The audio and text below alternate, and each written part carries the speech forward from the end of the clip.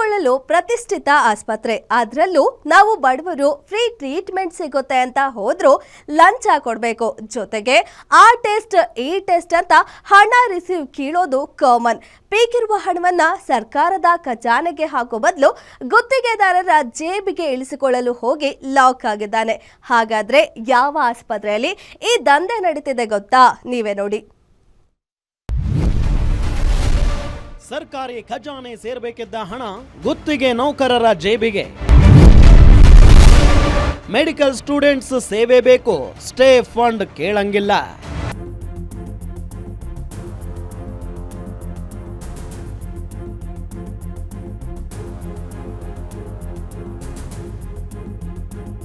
S, Victoria ಆಸ್ಪತ್ರೆ ಅಂದ್ರೇನೆ ಅವ್ಯವಸ್ಥೆಗಳ ಆಗರ. ಸಮಸ್ಯೆಗಳನ್ನ ಸರಿ ಮಾಡಿಕೊಳ್ಳೋದಕ್ಕೆ ಆಡಳಿತ ಮಂಡಳಿ ಕೆಲಸ ಮಾಡ್ತಾರೆ ಅಂದುಕೊಂಡ್ರೆ ಸುಲಿಗೆ ಮಾಡೋದಕ್ಕಿಳಿದು ಮತ್ತೆ ಸುದ್ದಿಯಾಗಿದ್ದಾರೆ. ವಿಕ್ಟೋರಿಯಾ ಆಸ್ಪತ್ರೆಯಲ್ಲಿ ಸದ್ಯ ಕೆಲಸ ಮಾಡ್ತಿರೋದೆಲ್ಲ ಬಹುತೇಕ ಗುತ್ತಿಗೆ ಆಧಾರದ ಎಂಪ್ಲಾಯಿಗಳೇ. ಅವರಿಂದ ರೋಗಿಗಳ ಸುಲಿಗೆ ಇರಲಿ, ಸರ್ಕಾರದ ಖಜಾನೆ ಸೇರಬೇಕಿದ್ದ ಹಣಕ್ಕೂ ಕನ್ನ ಬಿದ್ದಿದೆ.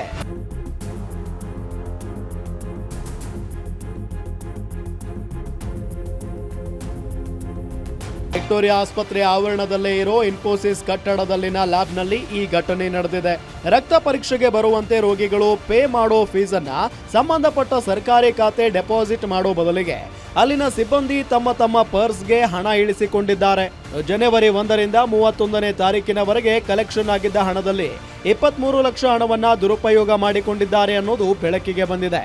ಇನ್ನು ವಿಕ್ಟೋರಿಯಾ ಆಸ್ಪತ್ರೆ ಅಧೀಕ್ಷಕ ಡಾಕ್ಟರ್ ದಿಲೀಪ್, ಲ್ಯಾಬ್ ಸಿಬ್ಬಂದಿಗಳಾದ ಪ್ರೀತಿ, ಶ್ರೇಯಾ, ಪುನೀತ್, ಸಲ್ಮಾ, ಸತ್ಯ, ಶಶಿಕಲಾ, ಲಕ್ಷ್ಮೀಕಾಂತಮ್ಮ ಹಾಗೂ ದರ್ಶನ್ ಅನ್ನೋರ ವಿರುದ್ಧ ವಿವಿಪುರಂ ಪೊಲೀಸ್ ಠಾಣೆಯಲ್ಲಿ ಕೇಸ್ ದಾಖಲಾಗಿದೆ.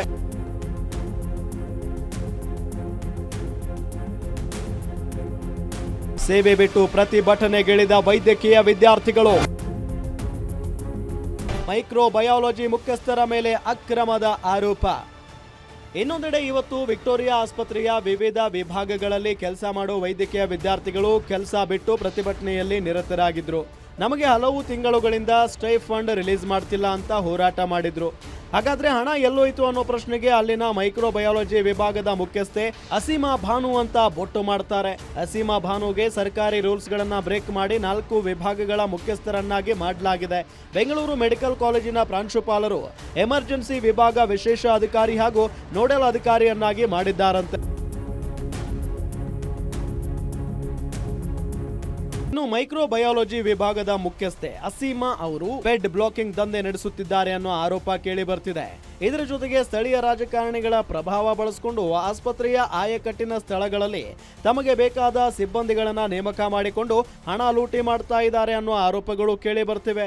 ಹೀಗಾಗಿ ಇವೆಲ್ಲ ಪ್ರಶ್ನೆಗಳಿಗೆ ಡಾಕ್ಟರ್ ಅಸೀಮಾ ಭಾನುನೇ ಉತ್ತರ ಕೊಡಬೇಕಿದೆ. Crime bureau, guarantee news.